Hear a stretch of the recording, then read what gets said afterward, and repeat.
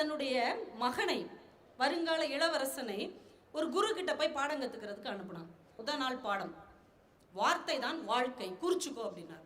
அவன் சிரிச்சிட்டான். ஏண்டா சிரிக்கிற அப்படின்னார். உடனே அவன் சொன்னான், வார்த்தை எப்படி வாழ்க்கையாகும்? இப்போ நான் நெருப்புன்னு சொல்கிறேன், வாய் சுற்றுமா?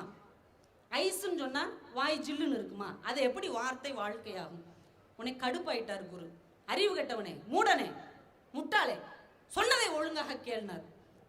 கோவமாயிட்டான். நம்ம அப்பாட்ட சம்பளம் வாங்குற ஒரு சாதாரண குரு நம்மளே இப்படி திட்டானேன்னு அந்த வாளை உருவி அவர் கழுத்துக்கிட்ட வச்சிட்டான்.